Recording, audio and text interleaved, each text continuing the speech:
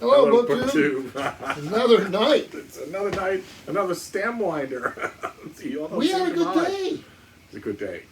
You're a little tired, I think. It was the kind of outing that I watch and learn from and find interesting, but don't actually participate in. You know, where Mark was showing me a whole bunch of the locations of his childhood. That's fascinating on its own.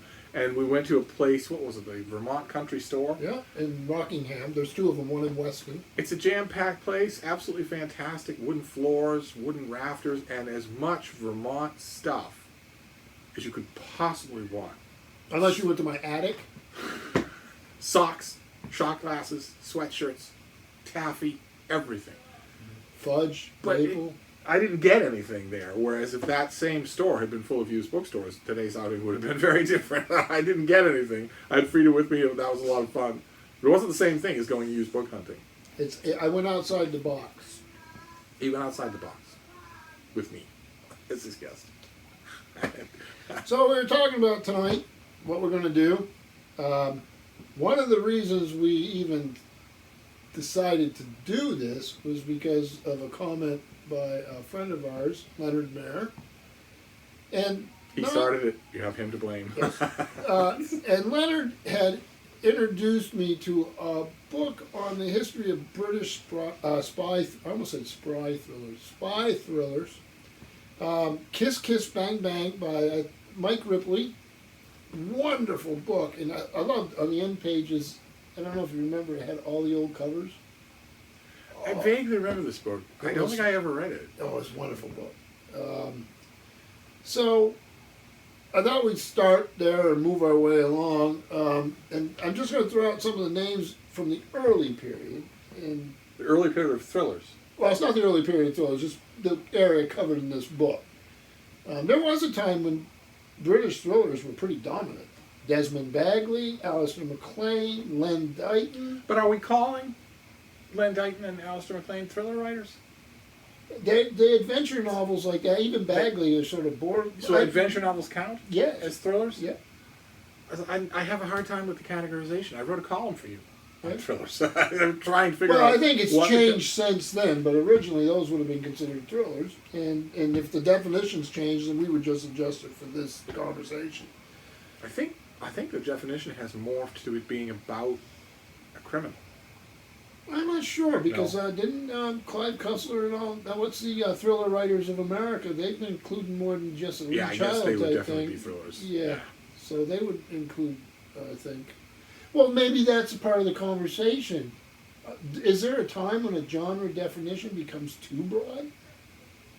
Well, or when the genre definition morphs because a book becomes a mega hit. And all of a sudden, all the imitators are doing that one thing. That's what I'm thinking of. I'm thinking of Red Dragon, where it was called a thriller, and that was what it was about. It was about the atmosphere of the crime rather than guns. But Hunt for Red October was called a thriller. Was it really? Yeah. What would you call it now? Well, then you'd go, well, is it military fiction? Is military fiction? I mean, I think this is a good conversation because I think we've seen a little bit of that with sci-fi and fantasy. So you end up, because a book takes off as an urban fantasy, and then you have a whole subgenre take off, and I'm just throwing that out there, there's probably 20 more examples you can give me, where all of a sudden you have a whole cadre of people writing the same type of thing. And it balkanizes. Well, what was it, Jim Butcher with his Dresden Files? How many of those characters are there now? Yeah. I don't know if I could even count. Did he start that? I don't know the whole if he started urban fantasy type thing. I don't think he started it, but he was very successful at it. And there are a whole bunch of them now. Where So we think of Len Deighton. You've also mentioned on your channel a couple of years ago. Well, I think of him as a serious novelist. He wrote a history book you talked about once. He wrote a history book. He wrote a history of World War II, and he also wrote a very ambitious historical novel called Winter. Right, that's right. It's absolutely terrific. And there's about 3 generations in a German family, and I know that he's sort of popular for his spy novels, but I think of him as a serious writer, and he is entirely gone. Right? I've had a massive collection of stuff. I always admired him. I loved the way he would, and I'm sure he's not the only one who did it, you'd have like a draft of the letter. But you do this throughout, like the communiques, right? You Yes. use that. Yes. It was a device to bring you into the. Yes. And of course, these guys. Well, okay, how important was World War II to that generation that after the war started writing? Think about Alistair MacLean. These were people who had practical experience. They had practical. John le Carré. They had practical Hammond Dennis, experience. who nobody knows who is anymore. Yeah. I passed up a book of his. Oh, did you? On this visit. He's wonderful. I saw a battered old mass market and I didn't get it. That's a problem. Is the condition of again, a lot of these books were only mass market. Yeah, this was or book club. Hammond Innes, one of you will know the name of the book, but I passed it up because it was in such horrible condition. Even though I'll never see it again. These authors don't get reprinted. He wrote some wonderful things. A couple became movies. The Wreck of the Married Year. That was the Wreck of the Married Year. Was that Hammond Innes? That Oh was my a Hammond God! Innes. I love the Wreck of the Married That's Year. a wonderful movie. I love the book, and I didn't remember that he wrote that. Yeah. Wow. Left-Kiss Man, sort of an archaeology type of thing. Of course, he was a great traveler. He's actually a decent travel writer, and even wrote a biography of. No, not a biography. He wrote The Conquistadors, a non-fiction treatment of the conquest. But Alistair MacLean did some of that sort of thing. He wrote a short biography of Captain Cook, right? And he was from the war, and some of his best stuff was like HMS Ulysses. But movies again, Force 10 from Navarone, right? Force 10 from Nautical, yeah. And didn't he do Ice Station? Zebra. He did that, right? Right, That was him. and Breakheart Pass. You know, so these guys, you could not go to a spinner rack in a drugstore Alistair without an Alistair MacLean, no, MacLean. you couldn't. You couldn't go to He was- used book sales. he I don't was even see them omnipresent. anymore. They use Nope. book sales. Nope, they're gone. I would want those mass market paperbacks. They always had a scenic background, and in the foreground was one guy with a rifle or something Right. like that running. I would want those. And those were I good would want- reads. And a guy who was steady early on and became famous probably a little later than they did, Jack Higgins. And I remember they changed the covers on you, and you couldn't remember what you read. They wrote so much. You'd be halfway through the book and you'd realize, I've read nothing besides the fact it's the same story a lot of the time. But his was where Eagles Dare, right? Yes. Well, and Yeah. that was a movie, I believe. It was a movie. Yeah, I had a friend who was an author whose name was Higgins, and he was constantly confused with Jack Higgins, and he would always joke, "Well, I wish somebody would confuse our bank accounts." Well, if you pick it up off the shelf and you think it's Jack Higgins, you may be disappointed when you get home, but he just made a sale, right? Yeah. Yeah, I think that's it, though. That's a tie-in to the popular. Of course, we had the Russian thing going on. You mentioned John le Carré, who was of a different order, I think. Yeah. Yeah. Yeah, I The think so. smiley I'd like to backs. say, I mean, it was probably hindsight, but I'd like to say that I saw that right away as I was reading them, that they were different. Certainly, The Perfect Spy. But he could I thought- entertain you, too. Could be very entertaining, yeah. But I didn't fall under his spell with The Spy Who Came In From the Cold. But Smiley Or- was a different kind of character than we were used to, wasn't he? Yeah. Yeah. George and, Smiley, who's a character in the book. And he's an intentional reversal of the stereotype of the spy master, because he looks like a suburban gardener.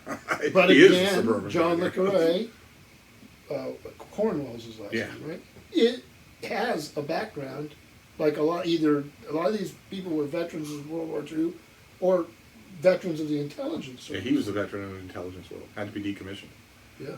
debriefed, and all that. And said that also there was a movement around among his former colleagues to have him not only debriefed and decommissioned, but killed. I don't know that I believe that. That was a rough time for. It was a rough time, but Philby? ex-spies tell lies. Remember? Yeah. Oh, yeah. I don't know how much I would trust it. But when I think of thriller, I think of the psychological type, that novel By Reason of Insanity, or Red Dragon, and all of the Thomas Harris things where it's mood, it's atmosphere. When I was writing that thriller column, I actually went to Wikipedia to say what Wikipedia had to say on the subject. And they said it is about mood and about atmosphere. You know, I think traditionally I would have to think it was the other way, but maybe it's changed. And definitions change through time. Yeah. Otherwise, why have the Oxford English Dictionary? And marketing categories change quickly. What would you call Alistair MacLean now?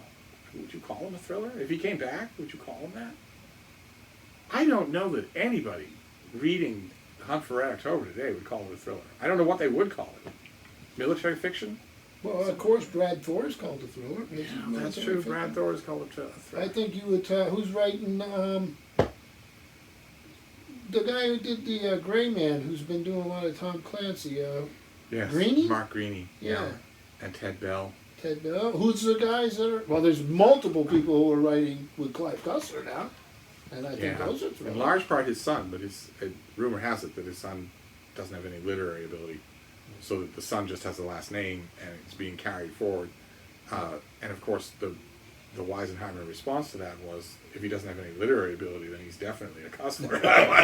I would like to have given people the amount of pleasurable reading that Clive Cussler. Yeah, he's not supposed to be Shakespeare. The one of his that stuck with me was Raise the Titanic. I loved Raise the Titanic. I don't think his name was going anywhere until that. But is he? If we're talking about Raise the Titanic, I confess it's been so long since I read it. Is his Raise the Titanic the book in which the thing decomposes to dust as soon as it hits the air? I don't know. No, it was told in the New York Harbor. Okay, so who is it that wrote that? Was that Arthur C. Clarke, The Ghost of Grand Bank? Yes. Yeah. One Titanic book has the Titanic hitting the open air and just immediately oxidizing. I don't know who it was. I can't imagine Clarke making a howler of a mistake like that. Oh, he may have been tongue-in-cheek, too. Because he wrote a lot of scuba books. Yeah. Yeah. And he lived to be bitterly old, right? Arthur C. Clarke, he lived to be triple digits. In Sri Lanka. Yeah. Yeah. So, I mean, I think about when the Titanic, of course, that was a movie. There's a lot of that going on. Jason Bourne, Robert Ludlum, I don't know what you think with the writing, but that was a character who's probably more familiar now from the movies. Yeah, from the movies. The movies. And the books, there's a bit of a disconnect there, don't you think? A total disconnect, yeah. Not as bad as the disconnect with Jack Reacher, played by Tom Cruise. Oh, no, well, that's just a foot and a half of height. He's 5'4". Those are good books. They're very good books, and also I think the Tom Cruise movie is very good. Oh, I like it. It's just, what do you do with it if you have made a mental image of... If I'm the studio, I'm going with Tom Cruise. Well, yeah, because you want it to succeed, but weren't there any bigger actors who could also clinch a movie? I don't know. Maybe. I mean, Tom Cruise is ostentatiously short, so and Jack Reacher is a freak. He's an absolute freak. I think dramatically, it worked. This is heresy, you Reacher fans out there. Joe and retired book nerd, you should leave the room. I think it's heresy to say this, but I think it worked better in the movie. The thing that always bothers me about the Jack Reacher novels is that the author spends 2 pages at the beginning of every book telling us this guy is 7'2", dresses out at 300 pounds, has long scraggly hair, looks like Bigfoot. I've lost count of how many times that has come up in a book. We'll get that in the first 2 pages, and the rest of the book is crime lords, enforcers, local hayseeds, all willing to fight him. When nobody would be. The guy who's described in the beginning of those books, nobody would be willing to fight him. And instead, but in the movie, you've got Tom Cruise. He's slightly older. Different hair. Yeah, he's a little bit short. It's easy to picture that bullies at a bar would invite him to fight. Whereas not the Jack Reacher from the movies. So if we're stretching thriller definitions, of course, I would describe Wilbur Smith as a thriller. Oh, no way. What's thrilling about a Wilbur Smith novel? No? Well, I like them, but... Oh, give me one you don't think's a thriller. By Wilbur Smith? Yeah. Well, his Egypt books. But oh, no, those are sort of... Right? Can you be a historical thriller? Well, if we read World War II military novels, sometimes those are. Or The Fighting Age of Sail, Dewey Lambden. Right. Well, Wilbur Smith did some of those with the Courtney novels. They were Monsoon. He's such a stodgy writer. But I guess there isn't anything else to call them, unless you just call them straight up historical fiction. Although they're sort of a family saga too, right? Yeah. The Courtneys. Yeah. The Egypt novels are a different thing. I think that they have thriller elements, adventure elements, but you'd have to categorize them as their own thing, right? Yeah. Was there 4 of them? that I know of. Maybe there was more after that. I lost track. One of them threw me off because one of them is sort of couched in the present day. Oh, I remember that one. And he got a lot of flack from readers. Readers said, yes, this is an Egypt novel, but we want Egypt historical novels. Right. We don't want any reference to the Some present of those were day. beautifully produced books. They are, yes. Gorgeous. Even in America, beautifully produced. The Quest, especially, was just a gorgeous thing. That I had little issues with the history in them, but I don't think Wilbur Smith was doing any of his own research. No, and I'm not sure. I don't know. There wasn't there some in Pharaoh. Wasn't there some with archaeology as well as in the past? Yes. So yeah. But like for instance, in River God, in the first one, there are mistakes. There are just plain historical mistakes. Well, just getting Egypt right. Somebody who I thought did was Amelia Peabody. Are those thrillers? No. Historical mysteries. Those are murder mysteries. Yeah. Although they are thrilling. Emerson. Yeah, I love Emerson. One of the thrilling parts of the Amelia Peabody novels is wondering exactly at what point in the book her dashing husband will pop the buttons on his shirt. You wonder when that's going to happen. Will it be early? Will it be late? Will it be in a fight? Will it be in the bedroom? But as Barbara Mertz, she actually wrote a famous Egypt book, because she was an Egyptologist, called Temples, Tombs, and Hieroglyphs. Amelia Peabody? Is Barbara Mertz. Really? Yeah. Oh, I didn't know that. So she has a handle on the information. Oh, no wonder those books are so good. Yeah. They're so sound. The archaeology parts are so You sound. wonder if she read some of those old Flinders Petrie and all these early, Belzoni, all these early archaeologists, and that's what made her get into archaeology. And then that image of that era, she's brilliant at it. Like Cairo at that time. Yeah, she's good. Never put that together. Jerusalem, even, when she did I should have, because it Yeah. really shows in those books that she knows what she's talking about. She was an actual Egyptologist. Yeah. I think she did better with the book sales than she ever would. Well, yes. Yeah. I don't even know how many books there were. Oh, God. So many. And they got better as they went along, Yeah. which is very rare. She passed away a few years ago. Books in series like that that are so long, it's very rare for the later books to be. If you find, you can still find those hardbacks. Some of them are beautiful covers. The later hardcovers are beautiful, absolutely beautiful. Grab them. You don't have to read them in order. The hippopotamus pool, the ape who guards the balance, those are beautiful covers. And you don't have to read them in order at all. Which you've said before is sort of a test, right? Yeah, I think these sometimes books that's pass true with with Cadfael. flying colors. I read Cadfael's the same Cadfael, way, but Cadfael's gone, right? You go into a mystery series, a mystery section of your bookstore, you won't find Brother Cadfael, and that's too bad. I got all mine in a box in the mail. They're terrific murder mystery series. So, Good television show. I like Derek. a very good television show. Yeah. Now, he wasn't always a lot of the other actors in the episodes weren't always up to his snuff, but Who would be? yeah, it's pretty tough. It's pretty tough. He's a retired swordsman from the Crusades who decides to take up the contemplative life as a brother, and it works it's such a hackneyed premise, but it works so well. But this is another person who is steeped in the real history of the period. Yeah. And she also wrote as Partajetter? Is that how you say it? Yeah. Her book, Bloody Field by Shrewsbury, is just amazing. It's just an amazing. And she also did the the Sons of Gwynedd.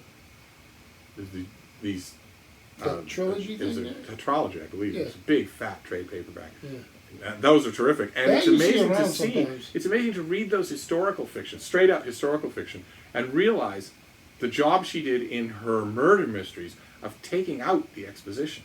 The Brother Cadfael books are lean. Oh, There's no great digression. Most of the exposition in those books is in the mouths of characters talking to each other, and it all feels believable. I remember when Elena Macardina, the booktuber, was working her way through those. She just loved it. The Cadfael books. Where did she get them? Boy, that's a good question. It's a little more difficult for her than it would be for us. That's one of my standing mine questions came with from Hyde BookTube. College. Where do you all get your books? That's one of my standing questions is, how far are you from your nearest good used bookstore? Do you shop for used books online? What kind of budget do you have? How all that sort of stuff. I can never get enough of that. Whenever somebody it does a used book haul, I'm more interested in the specific examples of where they got the books than I am about the books themselves. Right. It's almost never the case, though. Well, we were talking earlier because, of course, I was saying that you've got those Golinks science fiction masterworks, and we just started talking about book depository. There are options out there sometimes to find books that aren't locally available. You go online. Yeah. I imagine that a lot of BookTube uses book depository and book outlet. I imagine a lot of them do, and even sometimes straight up Amazon. One of the ones I've been looking for years is we were talking earlier is a novel I read back in the '70s. It had a cheesy cover with a spy sitting on top of a SWAT stick. It's The Spy Who Sat and Waited. And you'll never see it again. No. I'd love to find it in hardback. I don't even know if it ever came out. That's the problem with it. A lot of them never came out. A lot of them did. I don't even remember who the author was. Tons and tons of science fiction novels that came and went. They came and went. Yeah, that was a thriller. I had, when I was younger, it was Alistair MacLean, Hammond Dennis, later Jack Higgins. But then it was Horatio Hornblower. And what about Casca, the Eternal Mercenary? Did you ever read those? No. Were they good? No. Oh, no, sounds perfect. No, they were not. George MacDonald Fraser. They were about the Wandering Jew. Oh, okay, never heard of him. Where he, he's immortal, and he has what we would now call a Wolverine-style healing factor. So with the novels just find him in different time periods, and he's a mercenary, and he can't. Nicholas Montserrat did that with Master Mariner, Running Proud. And that was a good book. It was a fantastic book, yeah. I haven't seen that in years. It's the type of thing that you see all the time from writers who are successful. They can write what they want. But they have a passion project. Right. And they'll, all right, I've got a brief, I've got a contract for this book. I've got to get so much words done on this book. But when I'm done with that, at 11, before I turn in, I'm going to write an hour on my book. They always call it that, my book. And Ellis Peters had one of those. Lindsay Davis, the Roman mystery writer, had one. Georgette Heyer had one for all of her career. She was working on a book about one of the sons of Edward I. And it wasn't a Regency romance. It wasn't sparkling. It was a big, She was a ambitious hard-working writer. She never stopped writing. And she squirreled time away for that passion project. I'm always curious about those. You hear rumors about all sorts of things. And you hear rumors about how many of those projects never come to light. Alan Moore. Just Jerusalem was that book for him. I haven't read that. I'm a little ashamed of Jerusalem because I didn't like it at all when I first read it. And then I reread it a year later and liked it very much. That's all right. What's wrong with that? I like to think that when it comes time for me to judge a book, not read it, but assess it, that I take a far enough step back so that I'm just not plain wrong about it. It only ever happens with fiction. It doesn't ever happen with... I'm never that far off the mark with nonfiction or biography. But fiction, sometimes... Jerusalem, I just hang my head. So I missed a lot of what was going on in that book the first time I read it.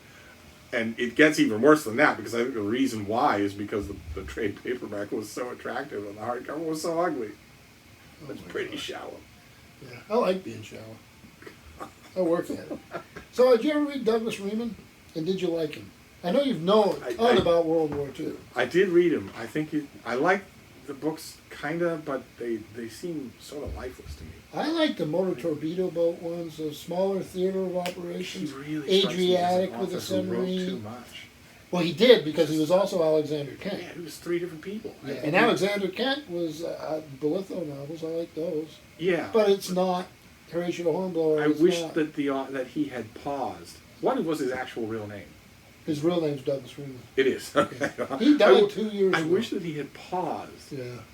Maybe accumulated some insights, maybe worked I don't over think the he prose was a that little more. guy. He wasn't that kind of writer, no. But who was it? When we're talking about his World War II fiction, who was it that wrote Run Silent, Run Deep, and a bunch of others? Those I loved. Beach, that's right, yes. It wrote... Boy, that was working its way out. Where the heck was that? He wrote Run Silent, Run Deep, but that was his hit. But he wrote a bunch of other stuff, too. Who wrote Das Boot? Remember that? Yeah. That was a decent movie. I think that was... Didn't it have subtitles? It did, yeah. That was the guy who... The captain ended up playing the Duke Leto Atreides in that... the one with Sting in it, dude. Yeah. Jurgen Prochnow. Yeah. Played but Das Boot was intense. It was, yeah. And the book was Original German language book. It was an early example of somebody knocking the romanticism out of World War II fiction just completely. Just knock it out completely and write it the way it really was, the way it really happened. There's been some interesting submarine books over there, haven't there? When you think about Hunt for Red October. Yeah. That was sort of a sleeper because that's a sleeper. Naval Institute Press. I just reread it, and I liked it a lot. I liked it a lot more than I remembered liking it. And I would love to reread Run Silent, Run Deep. I would love that. And there was a time you couldn't go anywhere without seeing that old paperback. Nope, and that paperback had beautiful cover art. Yeah. And there was also another submarine book that was a duel between submarines. Very similar to Hunt for Red October, so much so that I bet Clancy knew the book. Well, there's a guy now, James Cobb, I think is his name, who's doing a lot. I've never read any of those. Right, and there was the Last Ship. Yeah. Which was an apocalyptic thing, which was made into a very enjoyable TV show, but that was about a. It wasn't a submarine, right? It was an aircraft carrier. Was it aircraft carrier or destroyer, something like that. I don't remember. One ship caught out at sea. Yeah. After the whole world goes to heck in a handbasket. So you think of stuff like you're saying the different Alexander Kent, maybe Freeman and Alexander Kent were the same person, wrote a little too much.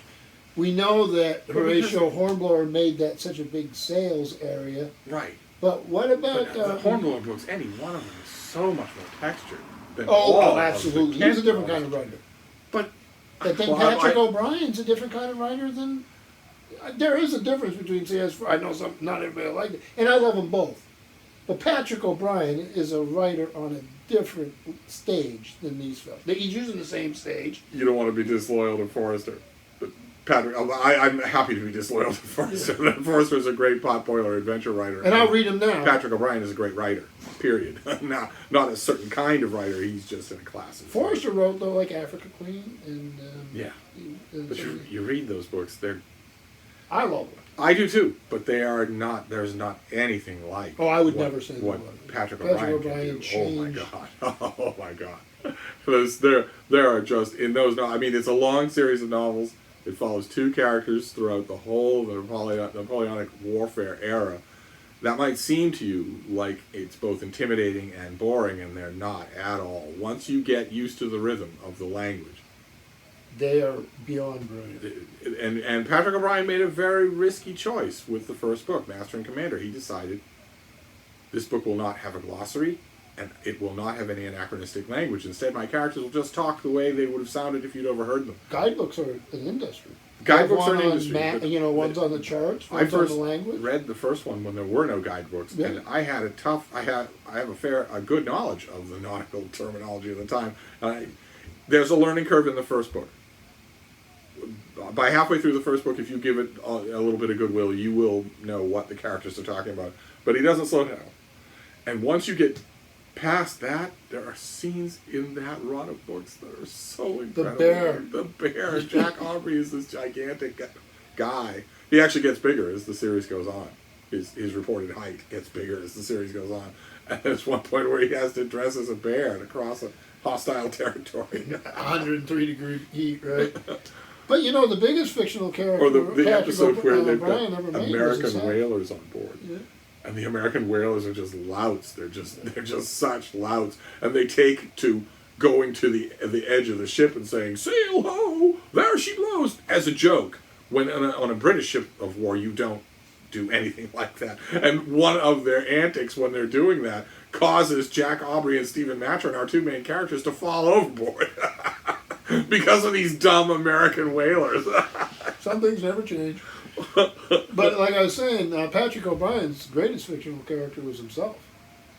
He wasn't who he said he was. Yeah, that's true. I never read a biography of him. I know that... He was a Englishman who claimed to be an Irishman. He was... trying to remember his name. There's been a couple biographies. He is a biographer's dream and nightmare at the same time. He falsified things about himself? He created himself out of whole cloth, and that's why he was in France. He actually did a really respectable biography of Picasso.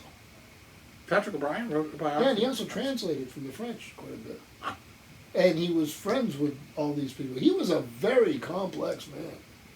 But, he was born to a poor working class family in England.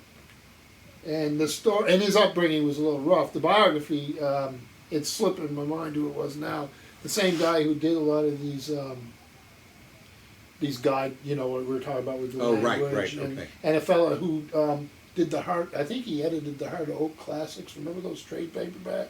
Boy, they had some good titles in them, didn't they? And they were all so beautiful. Yeah.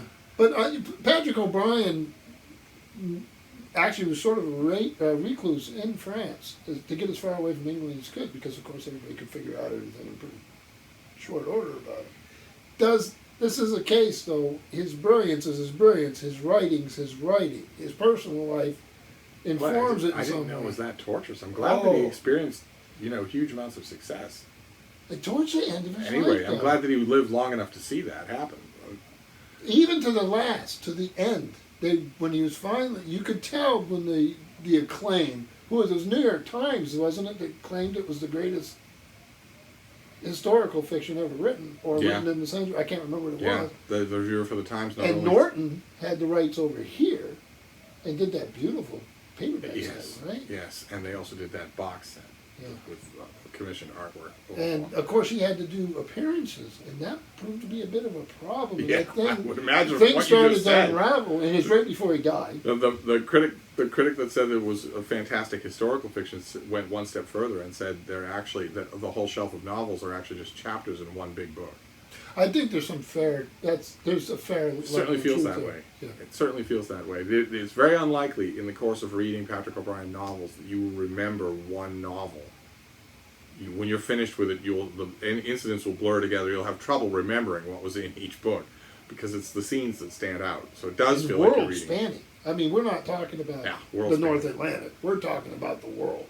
As far as much of the world as he could reasonably put his characters through. Yeah. So, and Jack Aubrey and Stephen Maturin aren't always together. They have separate adventures. That's interesting, right? Yeah, because you get to see them without each other. We're told music. The music, they're both passionate amateurs. Was it Boccherini they were in the all sorts of Baroque composers. But we're told all throughout the first part, I think the first 2/3 of Master and Commander, the first book, we're told that Stephen Maturin, the doctor, is a small, wiry man, that he looks a little sick. We're shown that he doesn't know anything about nautical life and is really bad at being at sea. He's in Port Mahone. Yeah, but he's multilingual, he's skilled in the classics and all that, and we're also told that he is sometimes an intelligence operative for the British government. And there are hints dropped here and there that he's really good at that.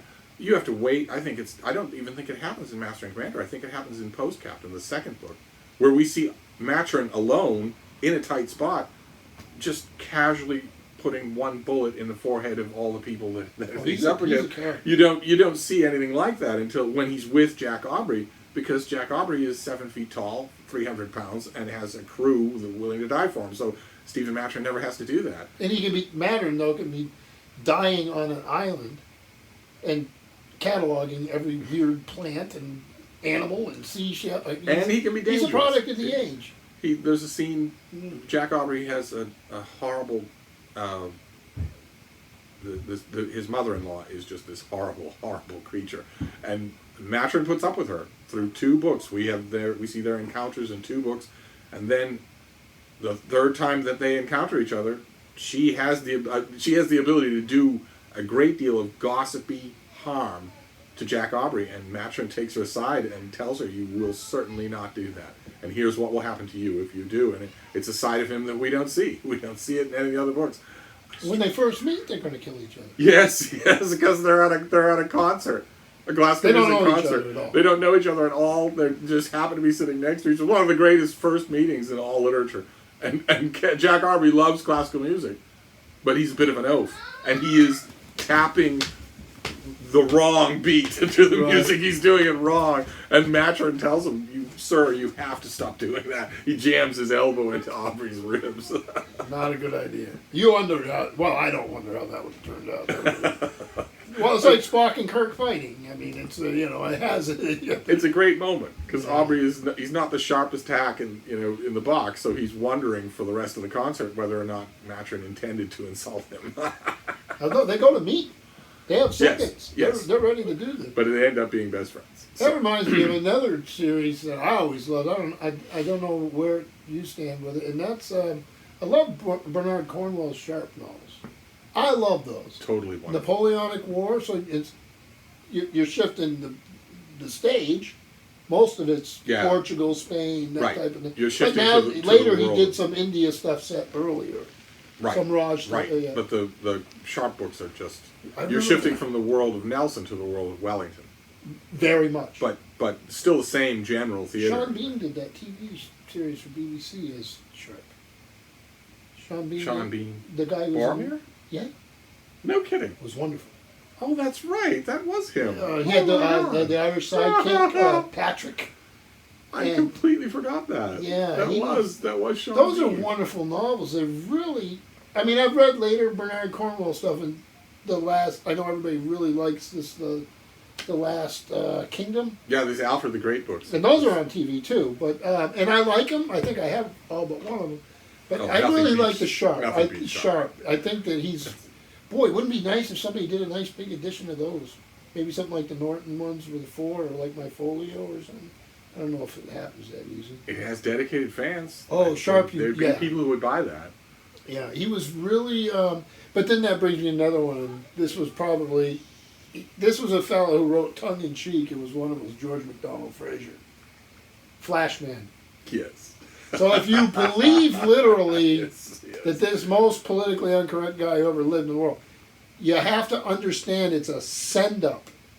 It's a send-up of the British Empire. It is not a promotion. And it's a send-up of historical novels where the main character always ends up in the right he place. He could write. Yeah, he could write. He's in the beginning, the first whole page to the novel Pirates is as virtuoso a piece of comic writing as you will find in the English language. But you have to understand what he's doing. Yeah. He's not writing in a vacuum. He's not telling knock-knock jokes. Yeah. His comedy is based on the things he's lampooning. And he was a Scotsman. But the Flashman books are just so great. Usually they have really interesting covers. Yes. And Flashy is as a Victorian character, as a that kind of a character, he is the antithesis of a ramrod paragon like Horatio Hornblower. He opposite. Steals the cutlery. He lies. He's picking on Horatio Hornblower. But the books are so good. Although in that case, I don't know. Maybe you disagree. In that case, I would start with Flashman. I would start with the first one and go on from there. Because I think. Oh, I think so. Because Fraser got better. He got better as he went along. Yeah, you'd want to get in. He wrote a couple of histories. The ones on the borderlands there with the not the marshes. The borderlands between. Quartered Safe Out Here. Yeah. Such a book. Yeah. Such an amazing war memoir. Some of that's still in print. Oh, his nonfiction's not in print. Yes. No way. Yeah, I saw the Barnes and Noble one recently. So. And he wrote a weird book that I've never been able to like as much as Bonnet? No, the Mr. Steel American. Bonnets. The Steel Bonnets. He wrote. The historical book. Oh. Okay. Am I wrong? No, I think you are. I don't think I know that at all. I'm sorry, I interrupted. I'm not sure now. Well, okay. Well, no, I was just thinking of another big book of his, Mr. American, that I've never been able to figure out. I will just keep rereading. What was the golf one he did? That was weird. He did a couple volumes in this guy golf. I guess because he's Scottish. I don't know. Maybe one of you knows. George MacDonald Fraser. It was about golf. I can't remember what it was. I think it probably was humor too. But so the Sharpe. I think the BBC shows you can probably still find that, but the books you really want to read the books. Read the books. So, well, that sort of those aren't thrillers; those are historical adventure novels. Yeah, we have once again wandered all over the map. No, that's nothing wrong with that. You got me thinking about Flashman now. I don't have any of those. I don't have any Flashman novels. If you find a decent hardback from the 70s, good dust jacket, grab it. You can finance your house on that. I think I would want, for Flashman, I think I would want all of those cheesy mass markets, the great suggestive cover artwork. I think I would want all of those. I have. I'm going to walk behind this while you talk, and I'm going to give you a couple, and you decide whether you want to show them. You'd have to Google image search it, but the first mass market cover of Flashman at the Charge is something to see. It's something to see. Yeah, these are the later ones that don't give you an impression of Well, I mean, they're kind of funny, but they don't give you an impression of what the earlier suggestive covers were. But these are great. This whole series is fantastic. You're going to love it. And I got pirates over there. If you love historical fiction, then you're going to love it. But you owe it to yourself. If to get a good sense of what these books are like, do a Google image search for Flashman at the Charge. I know you know the cover. That's the one where he's reaching for the ample derriere of a young woman that he has in front of him. He was such a mess. Tom Brown, School Days. Isn't that where they got the idea for the character, right? Yeah. He's a tiny. It's not. It's for us. That really means nothing, I guess. He's just mentioned once. He's as a crude bully that Tom Brown has to deal with. And he's a crude character. I mean, yeah, he's a crude character. He's a bully when he can be. He's a coward and a braggart. Such a but he's always in the right place at the right time. He doesn't do anything right. He just works out the way. No, he doesn't do anything right. This is not an anti-hero story where at the last minute he says, I really should do the right thing. No, he's just constantly trying to steal Abraham Lincoln's pocket watch. He was in the American West, right? John Brown, Abraham Lincoln, Queen Victoria, you name it. And he's met them. And they're ashamed of him. He's one of those guys that lands in a mud puddle and comes out. It's just the way it is. Humorous historical fiction. Well, what about Dewey Lambden? Dewey Lambden. The Alan Lurie books. They're thrilling, but they're also funny. They are good. I've only got a few of those. I grab them when I see them.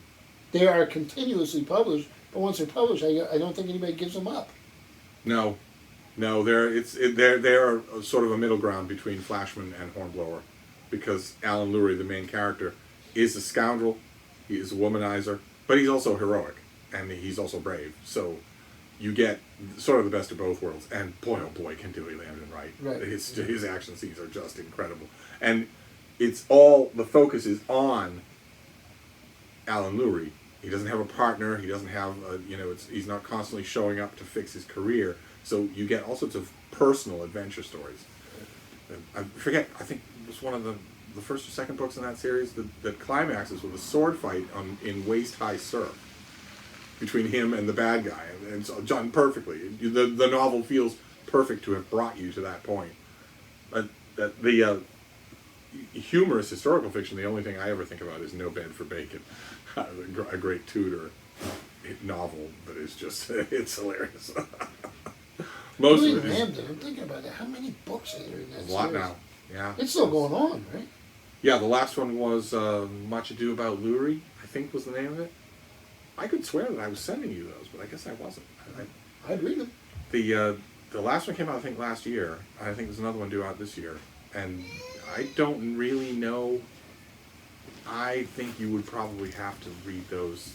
I don't think you can just pop in anywhere. Well, you're going to run. You're probably going, unless you have like the right kind of independent bookstore. You're probably. I don't even know how much of them are in print, but probably McBooks Press or something has all those in print.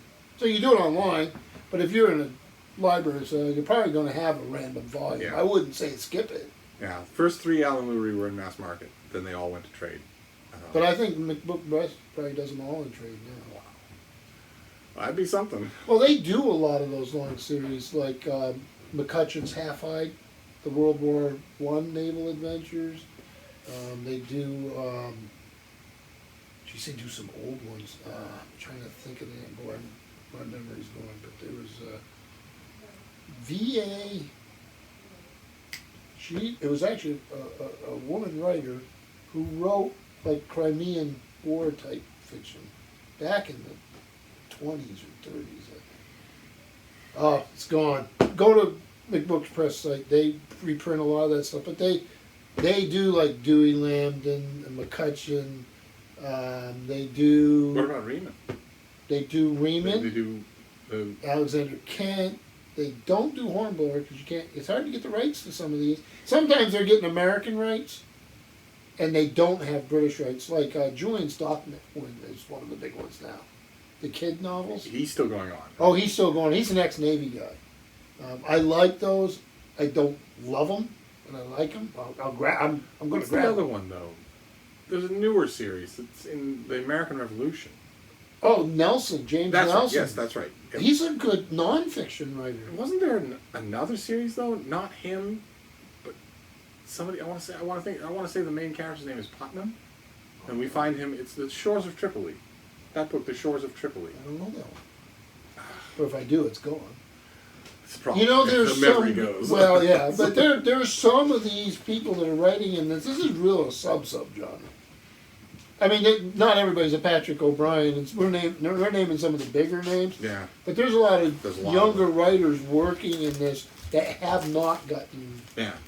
They're not going to. It's because of Patrick O'Brien. He became a commercial success. I think that's true. And in the wake of Hornblower, when Hornblower was a commercial success, you had there was a whole generation. A whole bunch of them. Remember the Fox novels? Oh, yeah. There was like 10 novels of Hornblower style nautical fiction.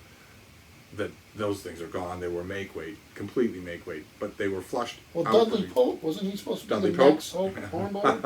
Which is they're putting an anchor around your neck and throwing you over the side of the ship when they do that to you. It's a weird because publishers wanted the next Hornblower because it's cash cow. Yeah, but you can't make lightning strike twice like that. But he was good. He just. I mean, that's too much to expect. It's like saying you're the next Stephen King. Your career is over. Unless you're his progeny. In which case it kind of works. And maybe Joe Hill has landed as nice as soft. he has his own dedicated crowd of followers. He's different. He is different than his father, yeah. And they're just I'm sure his father's proud of that. That's just going to continue. Yeah. They said originally that they would never collaborate on a book, but that's not true. His other sons collaborated with him. Yeah. And his daughter has done stuff, right? And one of them's a social worker. I don't know how that works. I know they were Dad's audiobooks in the car. When they were driving, the kids would read books. They were his audiobook. They never left books. The books were everywhere in their lives, and it shows. I know that his fans aren't his father's fans. I talk to Joe Hill fans who say, "Yeah, I don't ever read Stephen King. I don't really like it," and they don't ever miss anything. There's a reason he called himself Joe Hill, and it was a smart move, I think. You know, so. Yeah, I don't know. I can't keep up with all the new fiction. I mean, I know Homer Hickam, famous for October Sky and a few of these other things. He wrote a series of a World War II Coast Guard captain. No kidding. Yeah, and they were quite good. The first one was called The Lighthouse something or other. It was off the Carolina coast. The author of October Sky wrote these. Yeah, and he ended up... When? Did he do it before October Sky? Let me check. I'm going to keep getting up here, but you can handle the work here, and I'll find it. I read October Sky. Well, I think that was quite a legendary book. Right? The neat thing about this library here in this house is that it goes everywhere. it has a million depths and twists and turns to it. So this is when he gets to the Pacific in World War II. So this is the ambassador's son, Homer Hickam. Now let's see if we can find you a list. I've read a couple of them. Look at that. So there's The Keeper's Son, Torpedo Junction. Jeez, it's a whole series. Well, then Rocket Boys or October Sky. This isn't just a series. So I think The Keeper's Son and Torpedo Junction must come before this. Coast Guard Captain Josh Thurlow. So it's, I mean, it's not really what we're talking about. I mean, but I guess it is. Keeper's Son, I only found it in paperback once, and I don't have it. Otherwise, they send you home with it. But he's a good writer. He's an interesting writer, isn't he? This is about John F. Kennedy. We're in the Pacific. Yeah, take it with you. Let me know what you think. I already have a whole bag full of... I mean, I don't know. I used to have that book.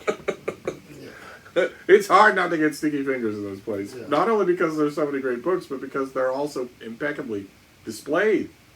We were watching Todd's Bursting Bookcase. We were watching one of his latest books. Oh, would you like to walk around? I would. I would give anything to do it. But his book world in those videos, he's doing a library tour, and you should watch it.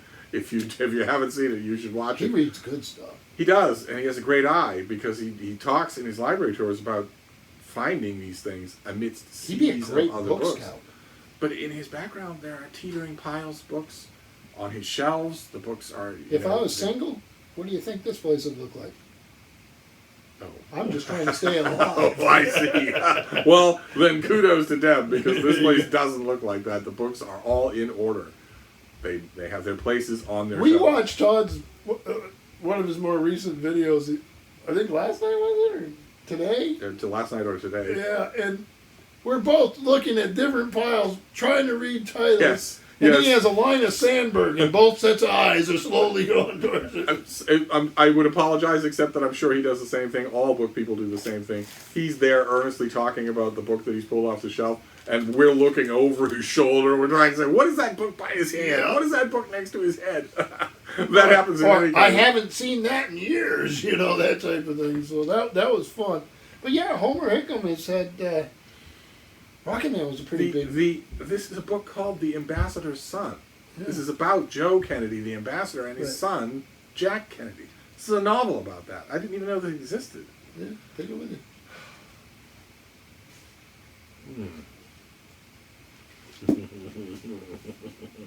So it'd be nice if it was good. It's a very rare thing for Kennedy historical fiction to be good. Historical fiction. I'm interrupting, I'm sorry. But Roman legions. I'm going to throw out some names, but you know this way better than I do. I'm sort of just getting into a little, like Ben Kane, these guys. Simon Scarrow.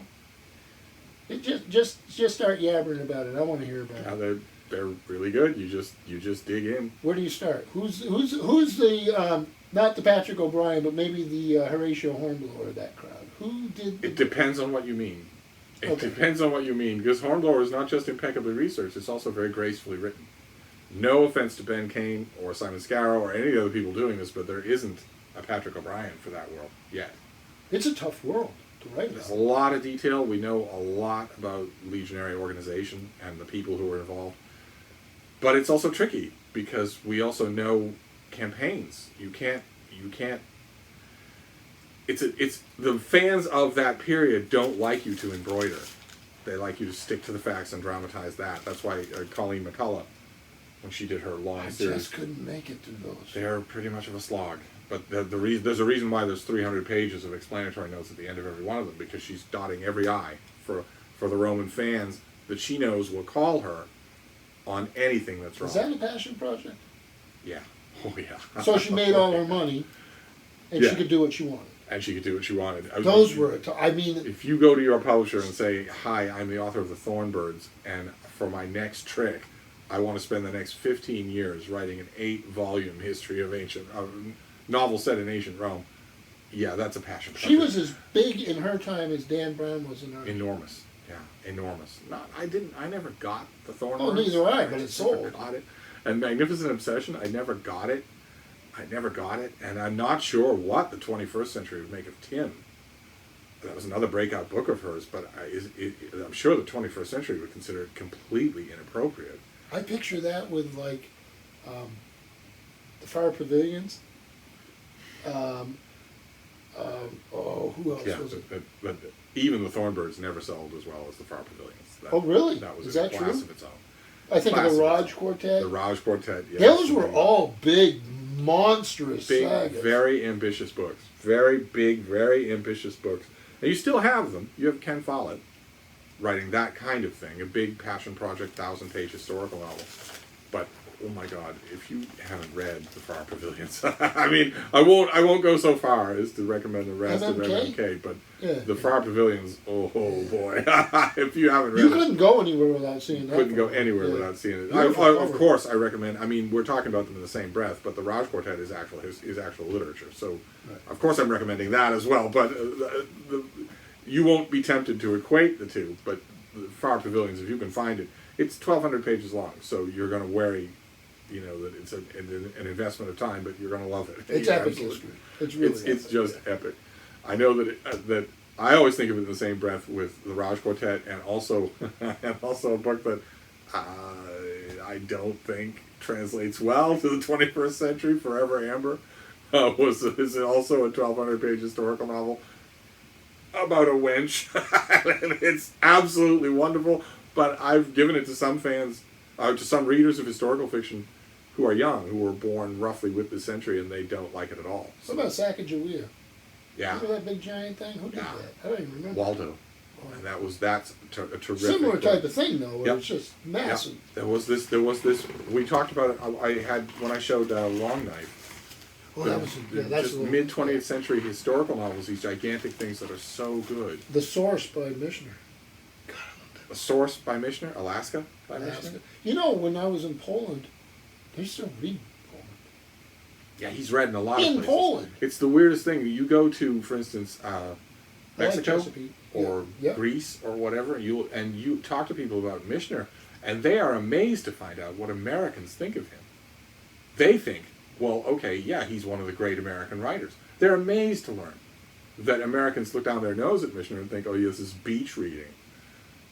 Because the books aren't like that. If you read them with a clear mind, they're not really like that. So I learned a lot from a lot of his books. Oh yeah, yeah. Centennial was hard to take. And he was great even when he left that template. He also had passion projects. So he also had things he would go to his publisher. Officer one, what was that, the little short thing? It was like a military... Yep, and also he did a book called The Novel. Yeah, which was about the stages of a novel. And it's a terrific book, but it's not anything, it's not a typical Michener book.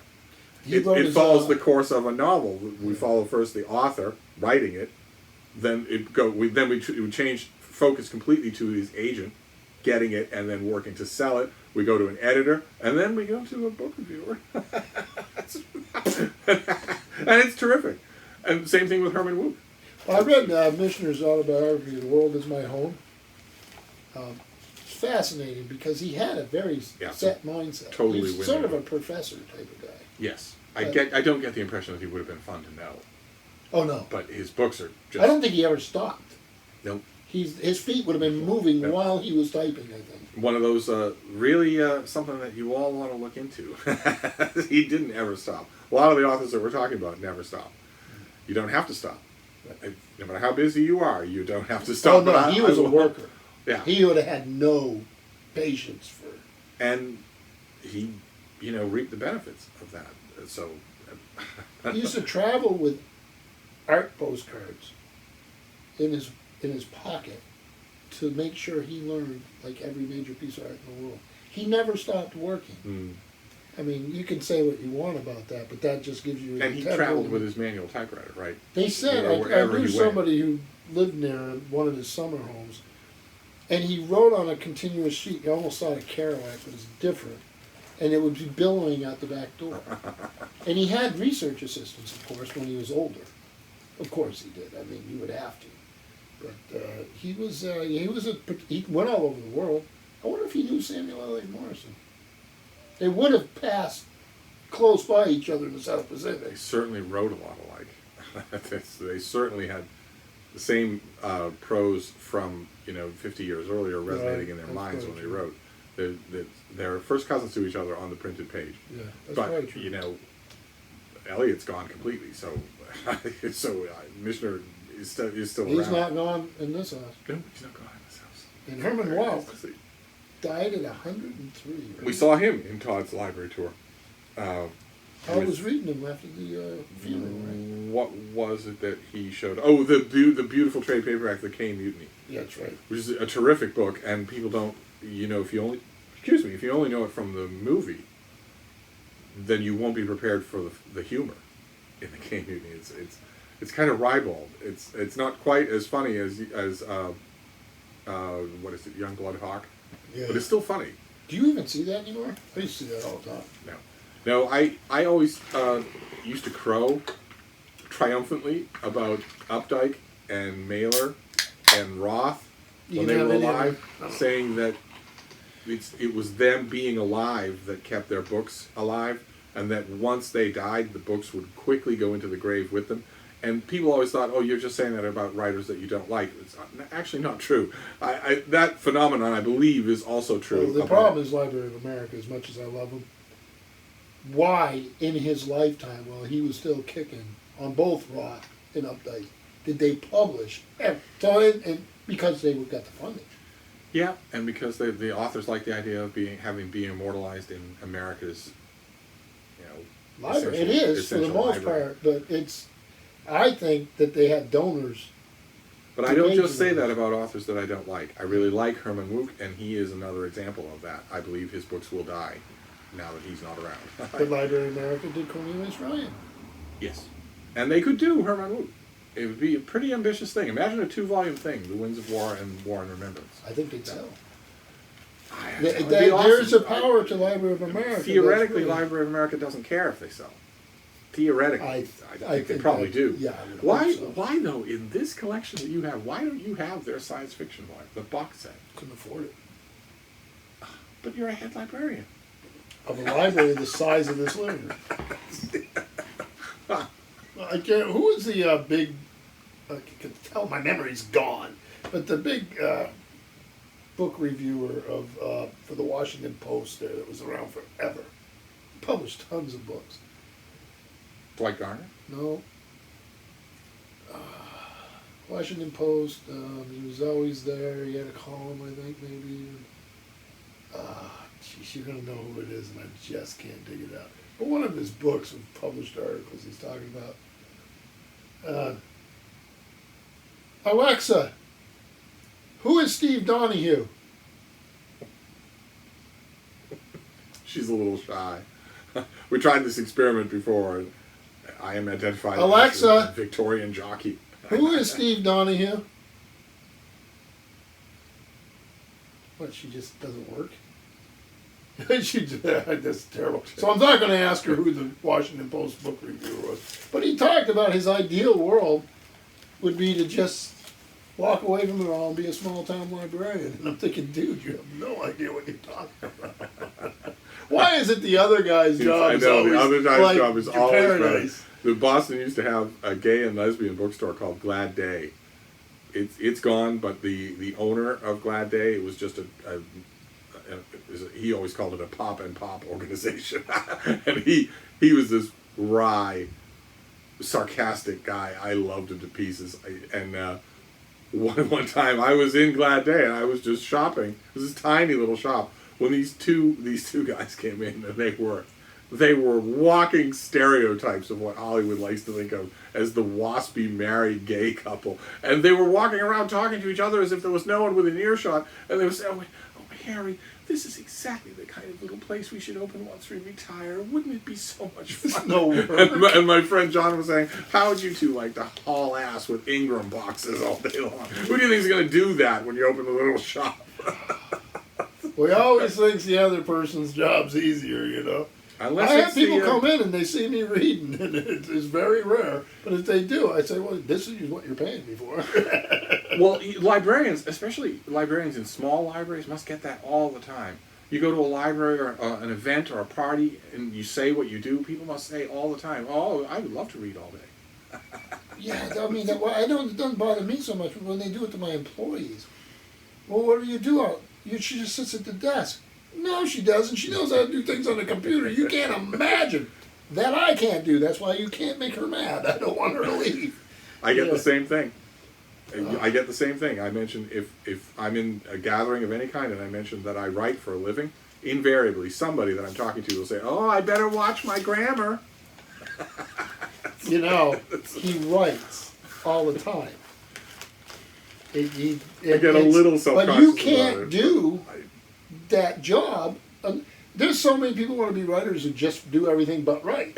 You have to write. I feel a little self-conscious, but they're wonderful about it here. They understand. I mess with them sometimes. It's fun. They know that I have to write, and I also love it. I also love doing it. But today you told me you were on the last paragraph. Like 5 times on purpose, I came in and kept messing with it. Boy, though, the last paragraph turned out really well. Well, that's because of me. It was another column for the Weathersfield Proctor Library. Wait a minute, I was messing with my own stuff? You were messing with your own stuff. Yes, indeed. What a moron. This is why I don't run a battle fleet. I have reached the point where I not only have to do it, but I love to do it. So, but you know, if you're self-employed, you have to work all the time. Or if you don't, then when the end of the month comes around and you can't afford something that you want, you have no one to blame but yourself. No, it's everybody else's fault.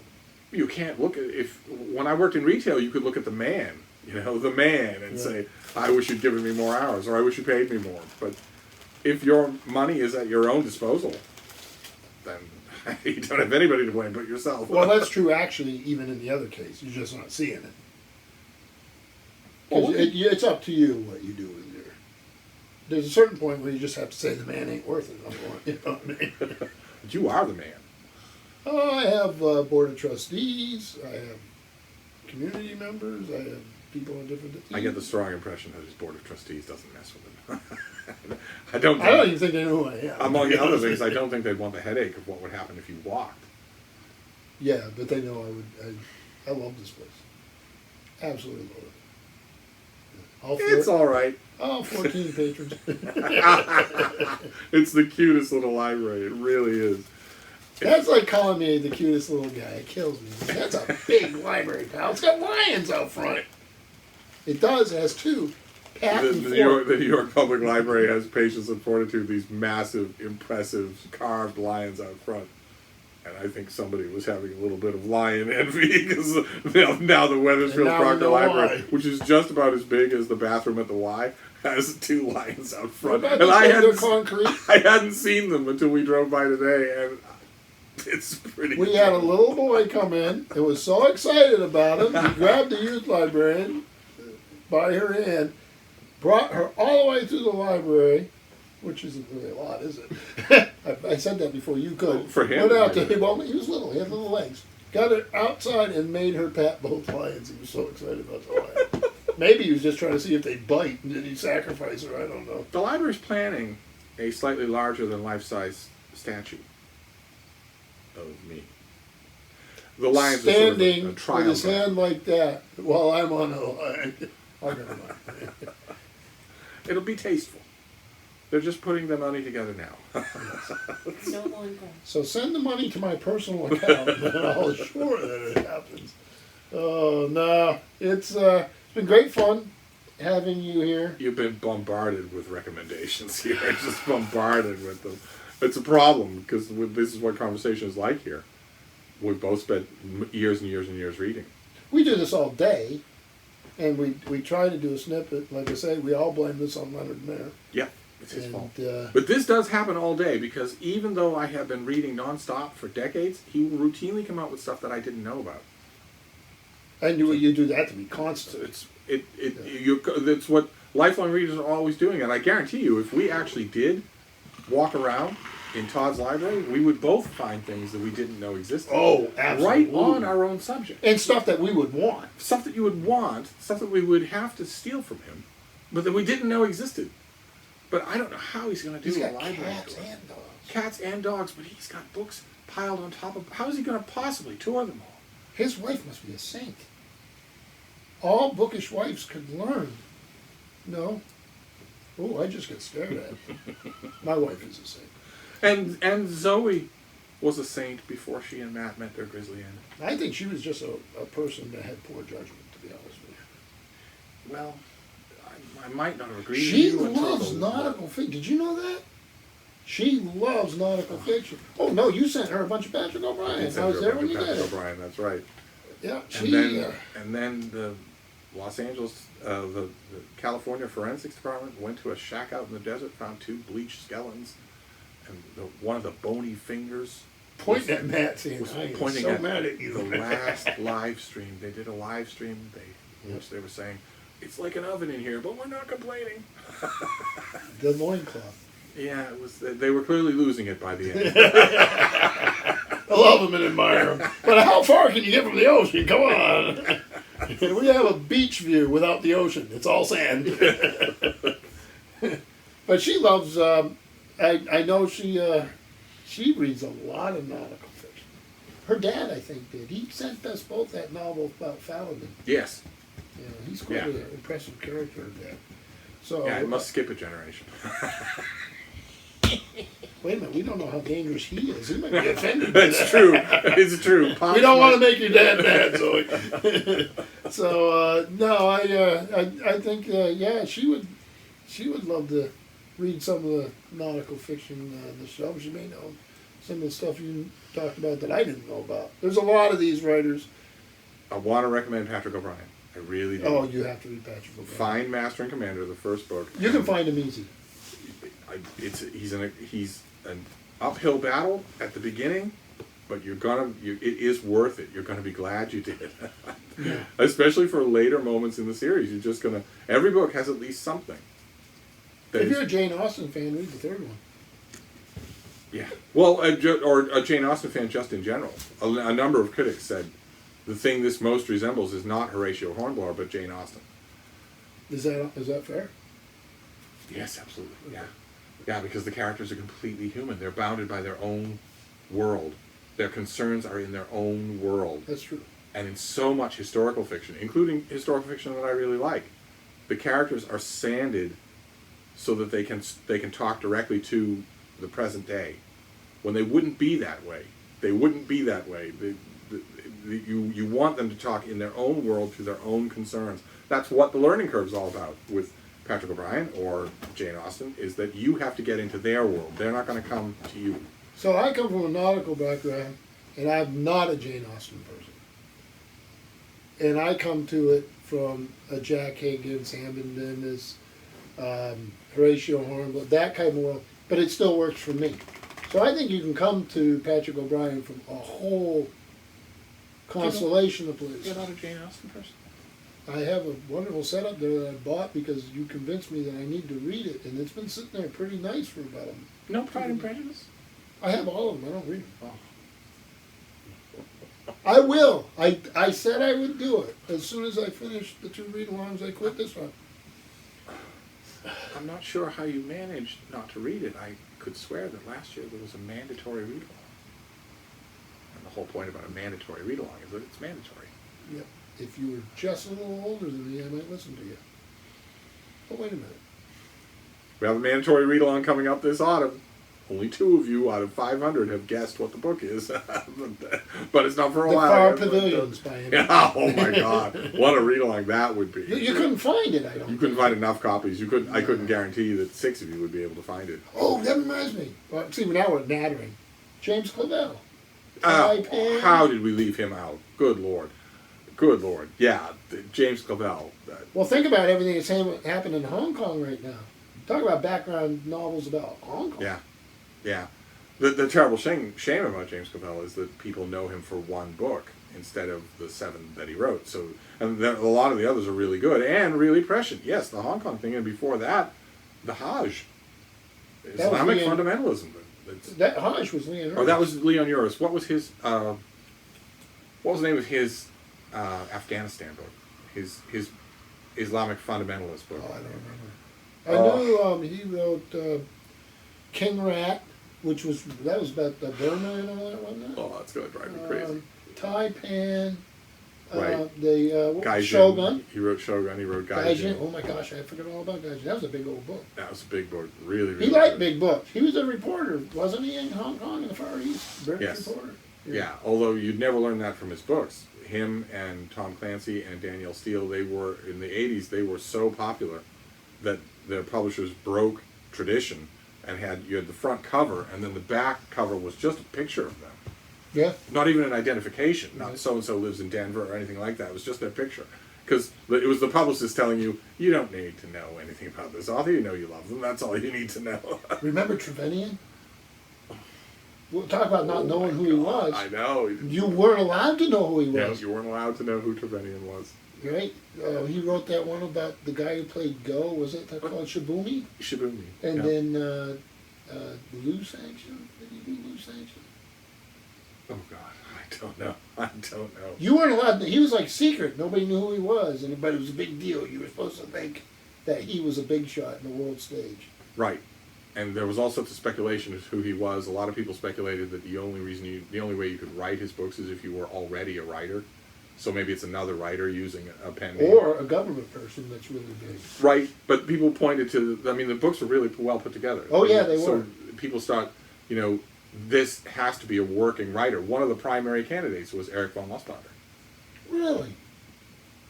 And he young, absolutely denied it. He was fairly young. Well, he did a lot of that stuff, like Shibumi and He did a lot. Giant or whatever it was. The Ninja and all that, and also a science fiction series.